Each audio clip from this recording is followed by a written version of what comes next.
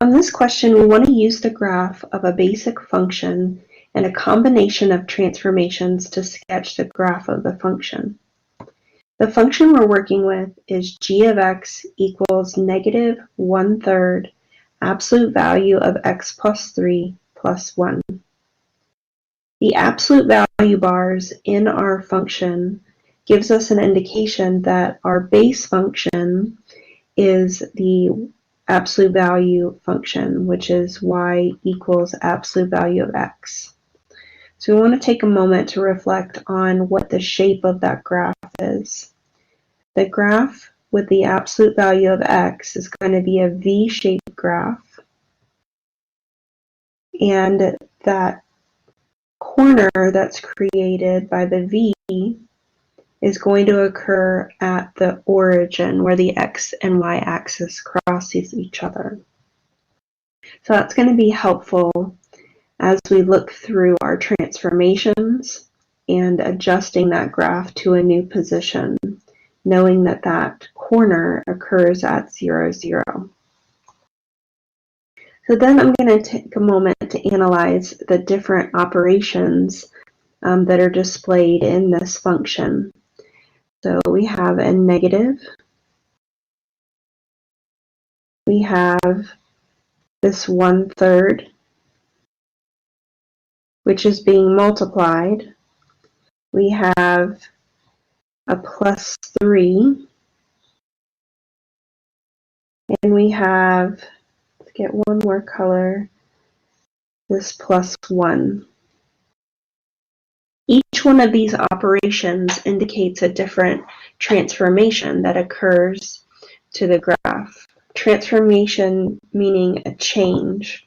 So we're going to start with this V-shaped graph, and then we'll have changes or transformations based on what operations we see here. So when we're looking at these operations, there are 3 different operation categories that we're looking for. Adding and subtracting is in one group, and adding and subtracting indicates that we have a shift. So both of these, the plus 3 and the plus 1, are going to be shifts in the graph. The next category is to multiply by a negative.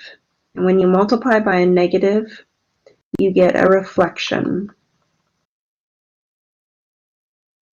And then when you multiply by a number that's not equal to 1, we get either a stretch or compression.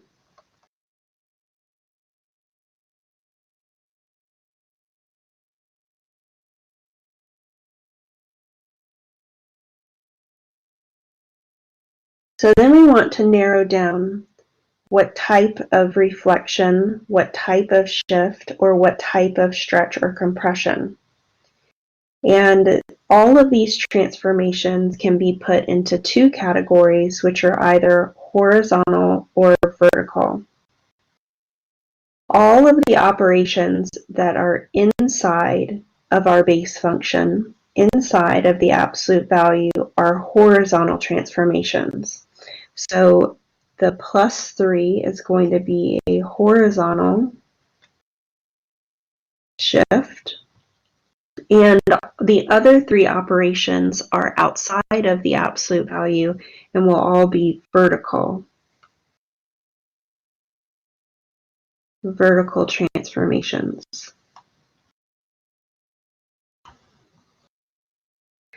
So with a vertical reflection, that reflection will be over the x-axis. I've gotten all the information I need about that transformation.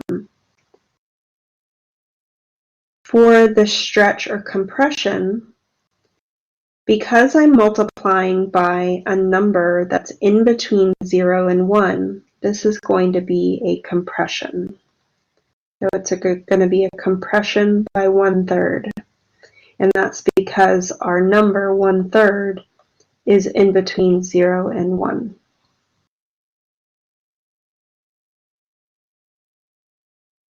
A horizontal shift can either shift left or right. And because we have a plus, it's going to shift to the left. We're going to shift left 3 units because of that plus sign. A vertical shift can either shift up or down, and because it's a plus, it's going to shift up 1 unit. So this gives me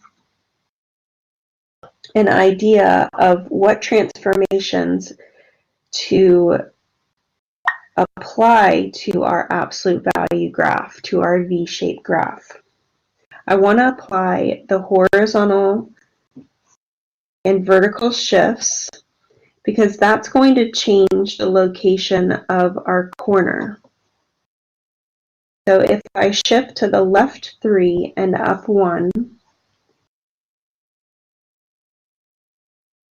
my new corner will occur at the ordered pair -3, 1. The reflection, the vertical reflection, means that instead of the V facing up, it's going to face down. So I know just on the side that my V will go this way.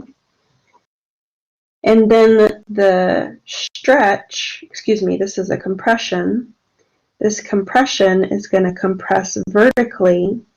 So all of my Y values are going to be multiplied by a third. So let me explain that in a little bit more detail. So if I go back to this graph here, my base graph, we know where that corner occurs. It's at 0, 0. But then we have these 2 points here, which are 1, 1 and -1, 1. This compression is going to change those to be, change just the Y coordinate to be 1/3. So if we change it to be 1/3, that means that our V becomes a little bit wider. So when I draw this graph, I'm going to draw the next 2 points to be 1/3 down from where we were. And now we can see a sketch of our graph. So we have the graph of g of x equals -1/3 absolute value of x plus 3 plus 1.